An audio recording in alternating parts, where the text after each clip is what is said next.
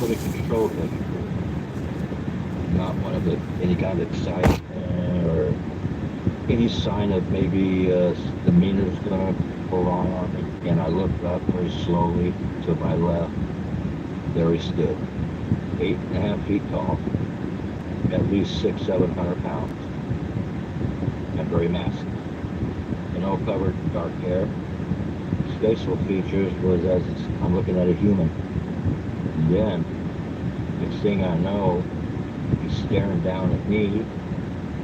I'm staring up at him. And I'm looking at these bright red eyes. And those red eyes were just burning through me. I stood my ground. I showed no fear. Can't show fear. You'll blow it if you did. It could go bad on me. No fear. I feared nothing. And we stared at each other for about a good 30, 40 seconds. Then he evaded me. He took off to my right, disappeared into the darkness of the court. Here's the clincher. You want to know how close I was to him? Take a guess. Can't guess? Within 7 or 8 feet. How's that do it for you? Baby, I got your money. Hello. I'm your money. I'm telling you right now that you owed a bunch of me from your taxes. But get this, Intuit TurboTax will match you up with a real-life tax expert who helps you on the spot. She's a spicy little matchmaker. While you're at it, let Intuit Credit Karma give you personalized recommendations on your finances. Personalized. All so you can get more of me, your money, because you know you want me and you need me. Intuit, your way to money. Kroger brand products exclusively at Smith's have the great taste you'll celebrate. That's why over 40 million people choose Kroger brand products, making them a true crowd pleaser. And with quality guaranteed, you'll love your choice or get your money back. Score Kroger brand products with savings you can cheer for and great taste you can't resist. Smith's, fresh for everyone. Every journey starts with a dream, and all dreams come with a price. Saving is an uphill climb, but with goals, determination, and the right financial partner, there's no dream you can't reach. No peak is too high. So what are you saving for?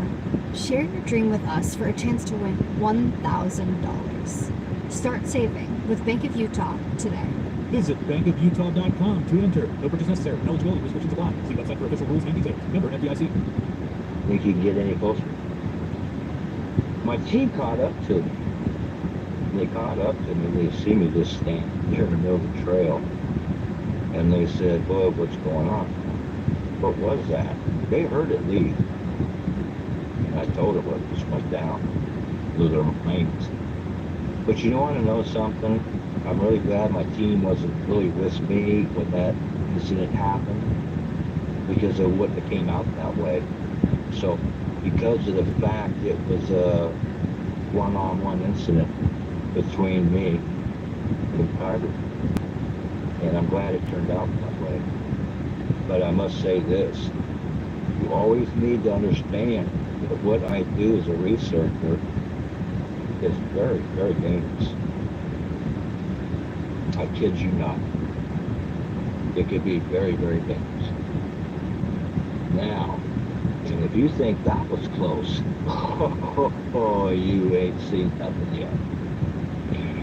Now, save my last one. It's the best in my top 5. One of my best. Now, like I said, if you think that was close, if someone had a bad heart, you definitely would have had a heart attack. I'm not kidding. That's how close it was. I'm going to tell you how that happened. How it went down. So, me and my research partner, Garland Fields, at the time, this was a couple years ago, I believe about 3 years ago, we drove in Sierra, and we drove in Interior as far as we could drive. So we parked. And we hiked in. We set up a camp. And the camp we'd set up, sometimes I like putting up a dump camp for reason. Then I get my vehicle, and we come back up, see me back up in there. Kind of like out of sight, out of mind. On this situation, I'm using my vehicle as if I'm in a blind. I don't want to be seen. So, we set up this phony scenario, making believe that it's a camp setup. We're about 15 to 18 miles into the mountains. So, we went out and did some daytime research. There's a few things I found out there. But nothing would prepare us what was going to happen that night. So here we go. Nighttime comes. You know, the first thing we want to do, we set our campfire up. A nice fire going. It burn really nice and bright. So we get the whole scenario set up, making believe that there is campers. We go back into the vehicle, if we're using it as a blind. See, I got windows on there that are all tinted, so you can't see in, but I can see out. I have all my equipment in the vehicle. Thank God that night I brought my 45. I don't leave home without it. Never know. Might have that. This was one of those nights I thought I was going to have to. So, nighttime comes. It's pretty dead, nothing going on. Me and Garland, we ate our dinner and kind of kicked back, conversation, and basically just letting time go by. Now it's about 10 for midnight. No moon that night at all. No moon. It was extremely dark. So we kicked back in the back, like a little camper back there, So we're relaxing, resting, waiting to see what's going to happen through the night. So we're sitting there. And I got in the back, laid down. We're resting a little bit. About 2 o'clock in the morning now. Really quiet. I mean, really quiet. I can't even hear the crickets. Nothing. I got a little awkward, if you ask me. I'm not used to that. Then all of a sudden, about 30 minutes later, which would have been about 2:30 in the morning, I started hearing some movement outside the vehicle. I tried to peer out the windows. I couldn't see me. It was dark. Didn't want to get out a flashlight. I didn't get something out there. I'll hope it was out there for what I wanted out there. I didn't want to blow it by hitting it with a flashlight. So I just sat in the dark. And I continue to hear some movement, but I still can't see nothing. Then I hear like a thud. It's like a big thud. Not like something walking. It's not heavy. Fucking love It's not sucks. heavy. Come here in the I morning. thought about it that night when I was just laying there resting. You know what's quiet? Extremely quiet. That's not. And then I was sitting there as I was thinking with my eyes closed. I said to Hey, myself, Pro Gamer "Where's the 732. This is really It's time to strange." have some fun in the snow. Another 30 minutes go by. Now Sure, it's 3 it's o'clock. snowing where you're at. I know it's snowing. My partner, he finally went to sleep. So I lay there, closed my eyes, and I was sitting there just listening. All of at that point. Just listening. The window I had next to me would have been to the right side of me. Should have been right here. I was laying on my back. I had the window rolled down, probably about 4 or 5 inches so I could have fresh air. So I'm lying in my eyes closed, like I said, about 3 in the morning. All of a sudden, I hear this heavy breathing. And I mean some heavy breathing. It stopped me. And then even I thought, it's not a bear. It was something. Oopsie doopsie. I'm This like, is heavy breathing. retarded. It's gone. This is ridiculous. Much deeper, much throatier, much deeper. That's something like something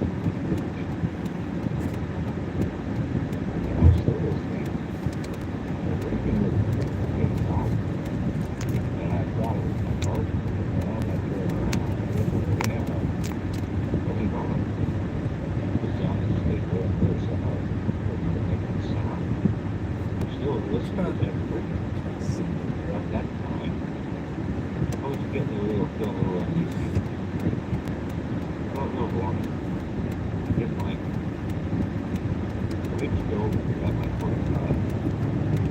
Okay. So that was getting a little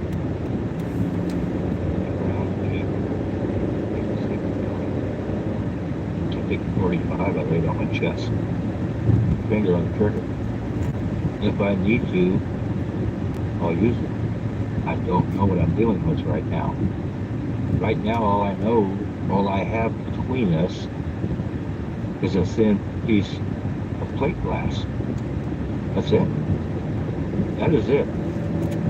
This guy is right next to my vehicle, looking at us like it was nothing, and just to him, he was breathing normal.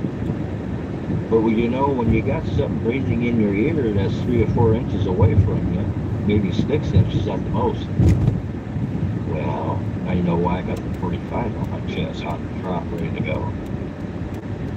I don't know what's going to happen at this point. I have no idea. Anything can go wrong. Everything can go right. I don't know. I'm waiting. Seconds go by. He's still there. Why don't I get out of the car and just jump out there and say, hey, hello, my name's Danny? No, I can't do that. That's stupid, Nick. Can't do that. No. I'm doing it the right way. I'm biting my tongue. And I'm thinking he doesn't mean us any harm. Otherwise, he would have done something. But to make sure everything stays the same, and I don't want to feel any more uneasy, I want to feel more at ease, so I kept 45 minutes. Then all of a sudden the breathing quit. Went away. I even heard it go away. I could hear it walking away. It's not walking on board. It's walking on. Baby, I got your money. Hello. Oh God, I hate this ad.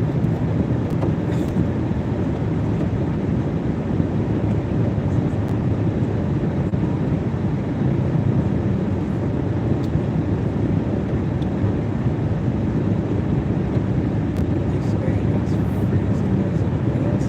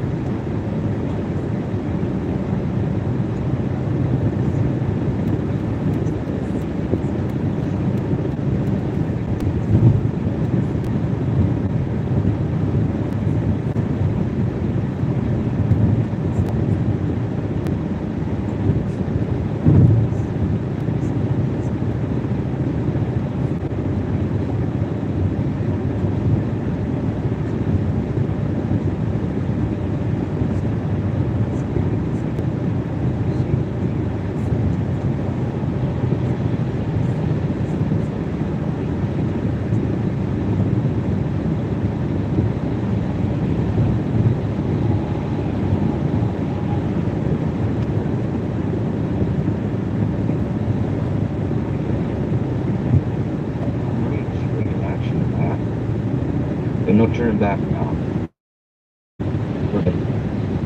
All of a sudden, the whole front of my vehicle will push literally down to the ground and release. The whole front of my vehicle jumped up off the ground and bounced. The whole vehicle bounced.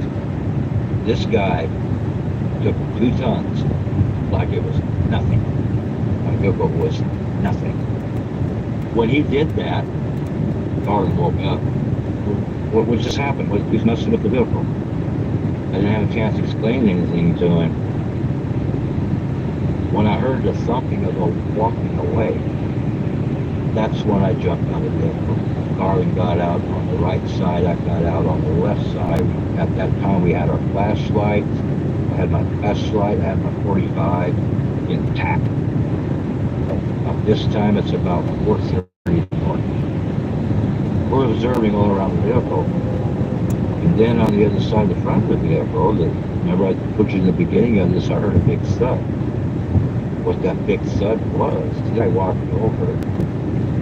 There was a boulder that was inverted in the ground that was approximately about 25 feet off to the right of my vehicle. This boulder weighed around 600 to 800 pounds. This guy literally picked it up from the inverted pocket, sat it down 4 feet from where it was at. The part measure where the boulder was inverted into the soil, it was about a foot deep. Now, I must say, it tells you right there the strength and the power the tire possess. To pick up 600 to 800 pounds, and it's embedded a foot in the soil. Not to mention the vacuum that's set there that'll keep that boulder in place. And it pulled it up, set it down 4 feet from it. Totally amazing strength. Now, the sun's rising. So a 5:45, 6 in the morning. So now we're walking back towards the vehicle. As we're walking towards the vehicle, we both look down at the hood of the vehicle, and guess what we find? 2 large handprints on the hood of my vehicle. Ruined the whole top part of my car. I took photographs of it, and I took video on it, and it's on my channel. That's a true story. That's why my car got pushed to the ground, and it bounced back up. He literally put his hands on the hood of my vehicle and just literally pushed it to the ground. And that was it. And he made this. So, how close can you get to one? Well, let's see. That one was, I believe, 7 to 8 feet. This one, probably 6 inches from my right ear. So, you probably may ask, how can I maintain myself in a normal status if I'm experiencing all these kinds of interactions? Because I'm a researcher and I've been doing it for years. And I wouldn't advise it for a novice or amateurs. You really better know what you're doing. Some out there, if you don't believe that these cryptid entities are not real, I will assure you right here, right now, they're as real as you and me. That's a fact. I've had too many Bigfoot sightings and a lot of stories to tell. But like I said, I assure you, these guys are for real. No joke, these guys are real. We are real living entities.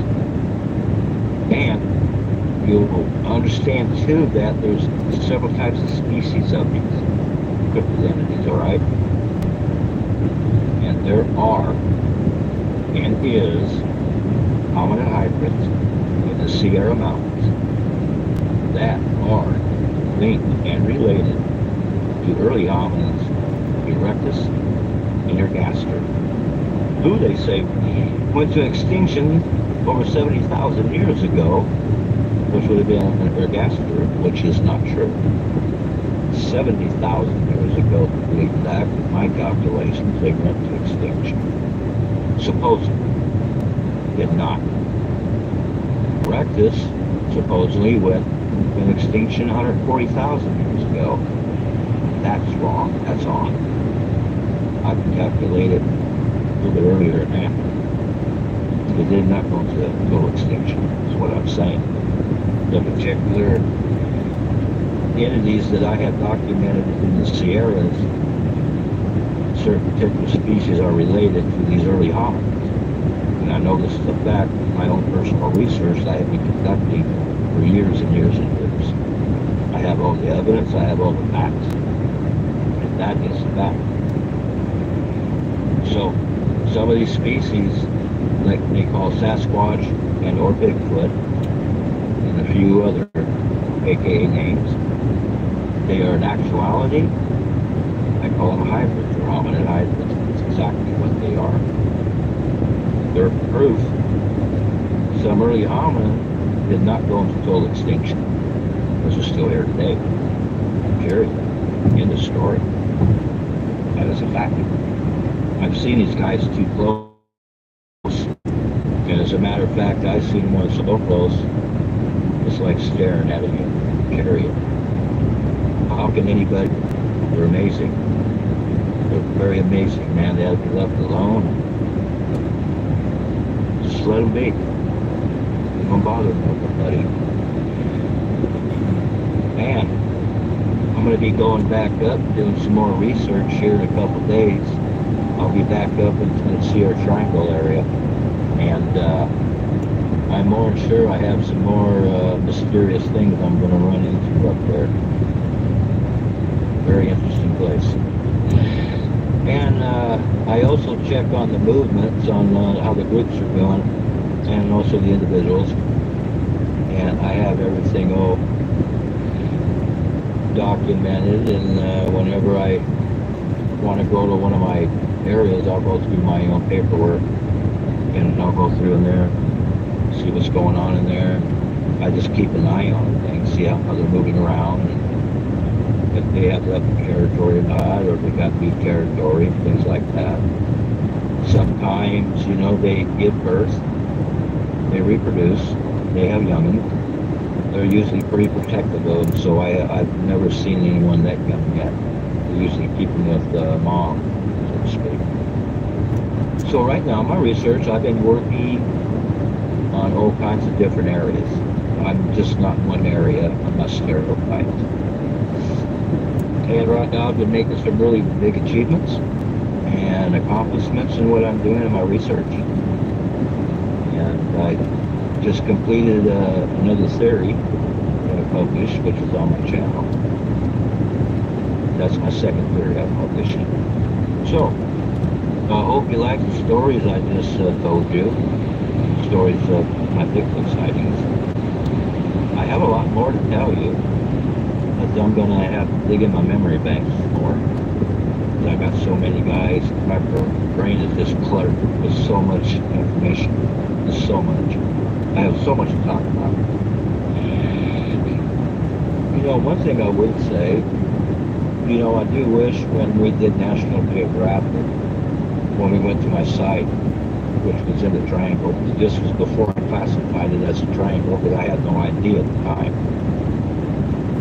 A lot was going on in that area where we filmed it, National Geographic. I had some things there that was some buku evidence, and it didn't get covered. I was kind of disappointed about that. It got overlooked, but sometimes that happens like that. Other than that, I really enjoyed doing it. I enjoyed working with Mark Evans, Professor Brian Sykes. We became friends. To be friends with one of the top genetic scientists in the world, to be sure. I have rubbed elbows with some of the big ones. Now it's their turn to rub elbows with me. I love it. Anyway, I think that's all I can really say right now, guys. I would like to come on again. If Vic would like to have me back on again, you guys want me back on again, I will be back on again, and I'll come back with some more of my Bigfoot sightings for you. I'll have some real good ones for you next time around. We'll do another one. I hope everybody out there liked what we discussed, what I was talking about. I hope you guys find my channel on YouTube. And like I said, it's Team Us and Bigfoot. Or I can make it easier on you. You can make a quick one by just going to the internet, go to Google, and look up Dan Shirley Sierra Project. You can use 2020, 2021, 2019, 2016, which you prefer. That was a project I put together I've been working on for about 5 years now. It's a specialty project. That's where the Sierra Triangle came in at. That's the quickest way to get on my channel. Just go to Sierra Project. 2020, 2021, it'll take you right to the channel. And enjoy all the videos I have on there. Full of nothing but evidence. That's all I put on my channel. It's nothing but evidence. Facts, evidence, information. So, I guess I'm about done now. I hope you enjoyed the stories. And you guys out there keep believing, man, because they're real. Don't let anybody tell you they're not. They are real. Sasquatch is real. So, I guess until next time, I'll see you again. Well, that's it for tonight's show. If you've had a Bigfoot sighting and would like to be a guest, please go to mybigfootsighting.com and let us know. Thanks for listening. Have a great night.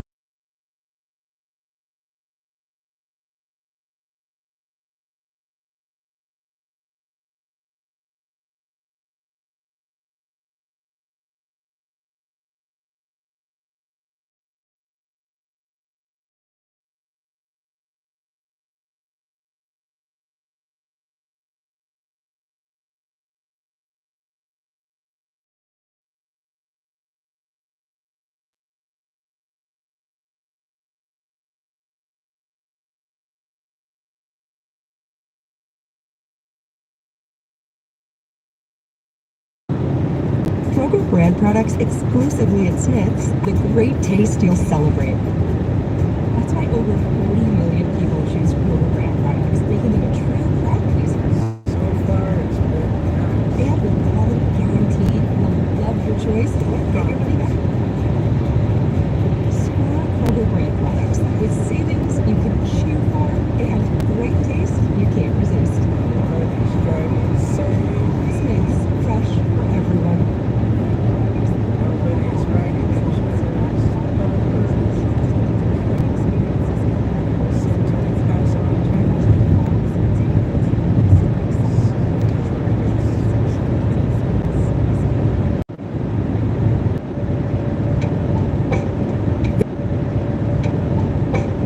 Hey there. Thanks for tuning in. You ready for another episode of My Big Sighting? All right then, let's do this.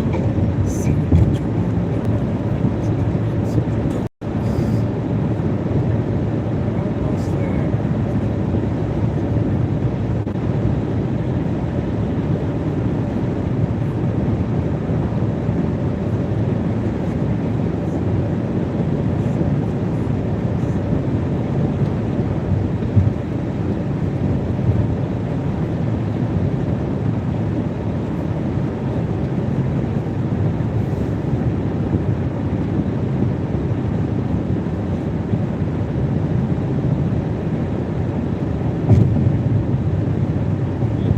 Sightings all took place in California. First and foremost, I want to thank Vic for having me back on the show. I really enjoyed doing his show. I have fun doing it, and I really enjoy talking to the viewers out there. For the ones that don't know who I am, my name is Dan Shirley, and I am a Bigfoot researcher from the state of California. And I've been researching Bigfoot for the past 50 years. I specifically specialize in the Sierra Nevada mountains. And the reason I do is because I feel it's the best place to gather evidence and proof of the existence of Sasquatch. So tonight, I got some great stories for you. I hope you enjoy them. Now, the first couple stories are going to have to do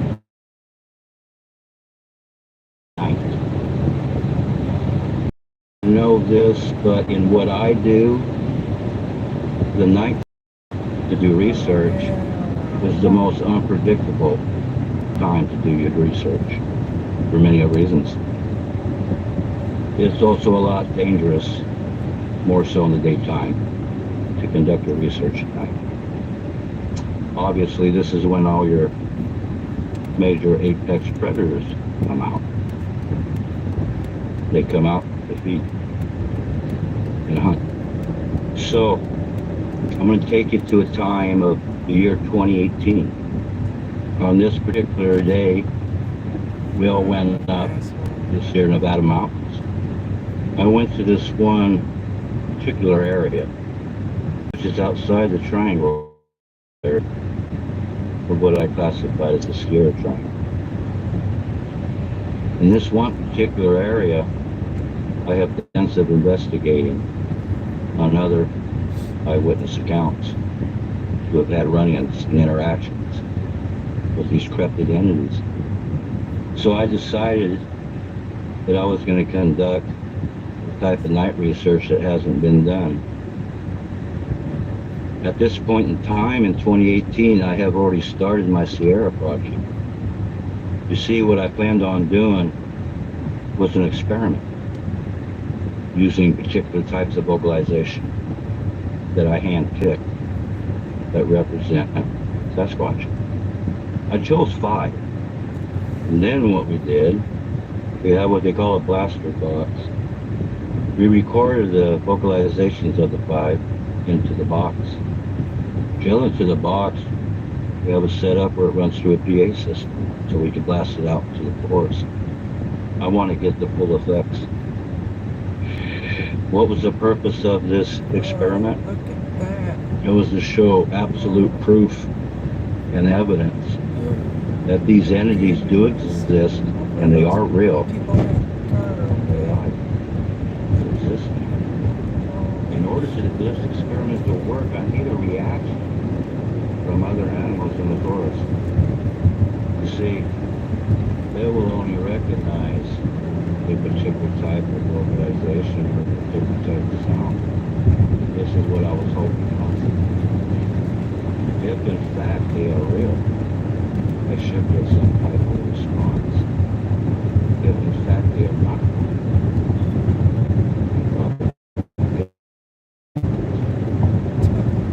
it's a change in experiment. So, we load up our equipment, we got out of camp, we went down to the water, right off the beach. There's a reservoir there. This reservoir is called French Meadows. And it's set up high in the Sierra,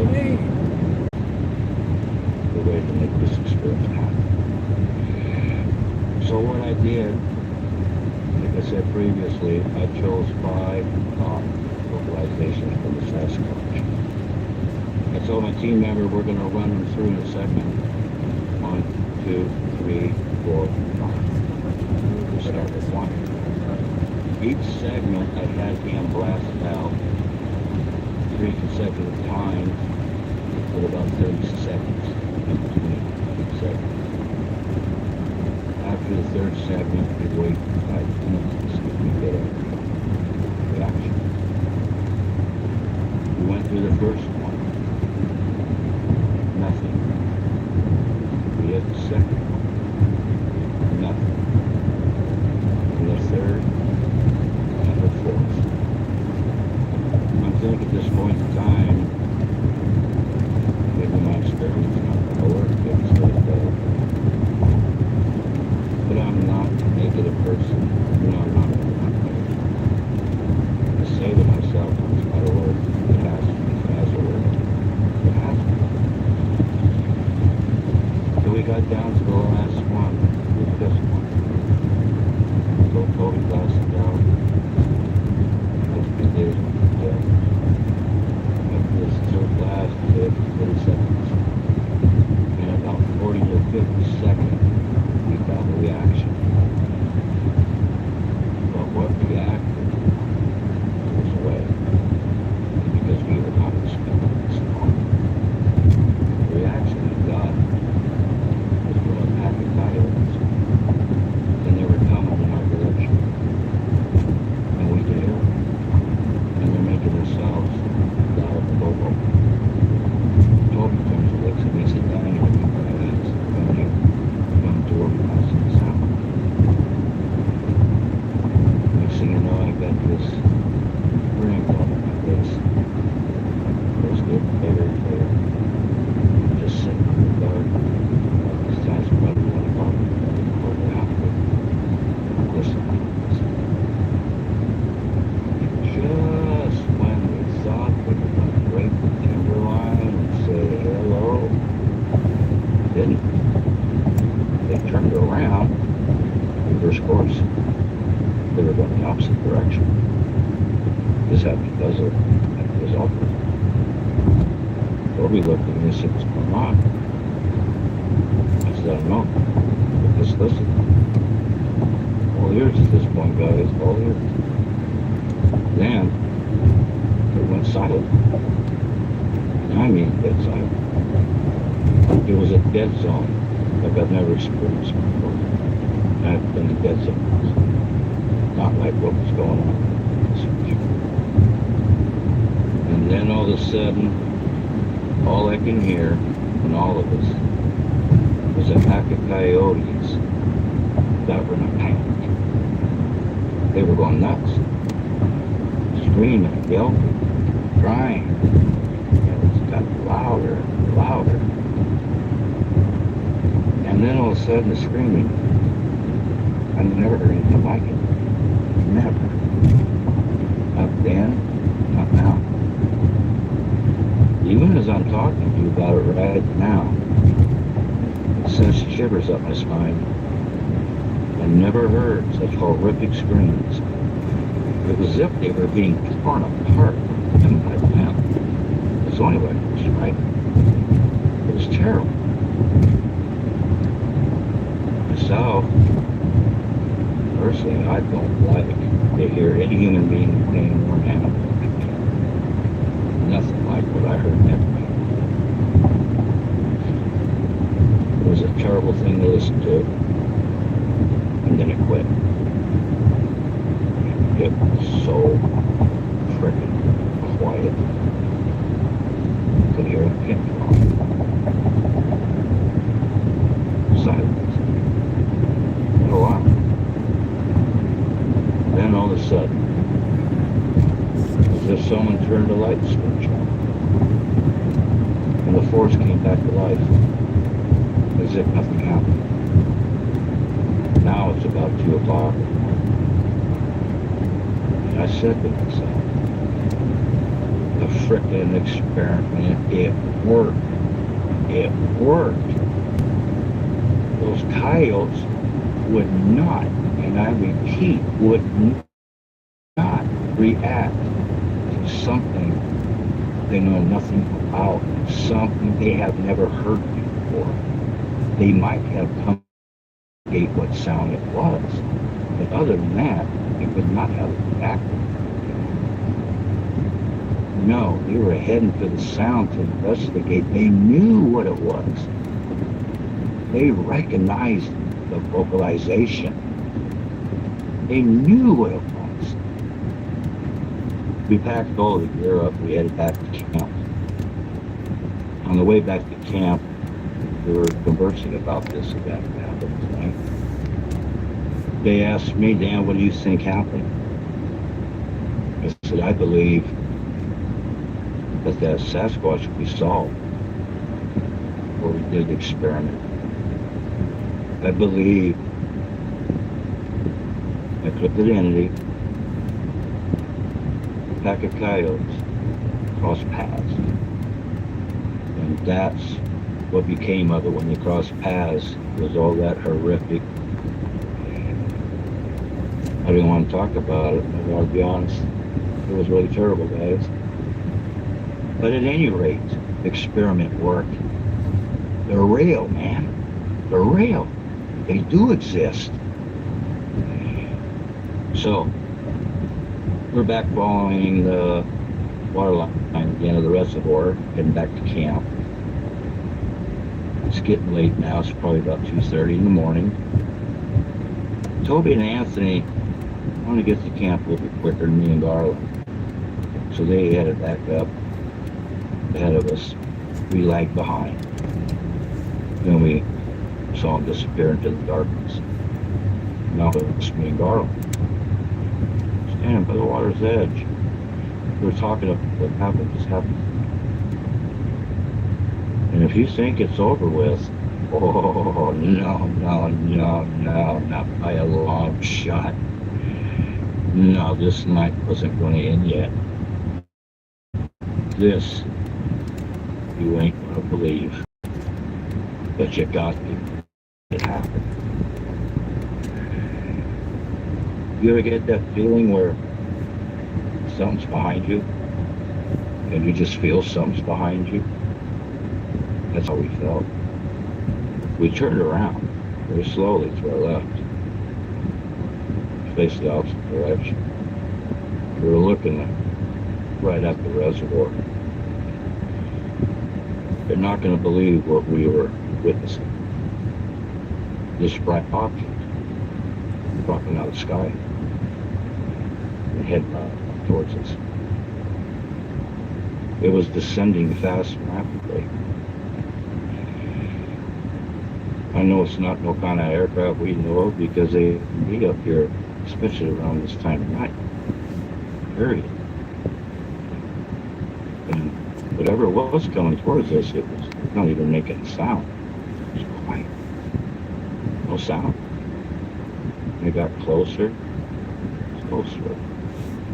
And then all of a sudden it descended to a low altitude. And now it's like about 50 feet above the reservoir. Gets about halfway across the reservoir and it stops and hovers 50 feet above the water. The shape of a sphere. It was pulsating a white light. Very, very bright white light. Every time it pulsated, the light got brighter. Not a sound. Not one freaking sound. We knew at that point in time exactly what we were looking at. A UFO. What was it doing there? That was the question. Was it there for a reason, for a purpose, or was it coincidence? Now, I know you've all heard stories where there's a connection between these cryptid entities and UFOs and or ETs.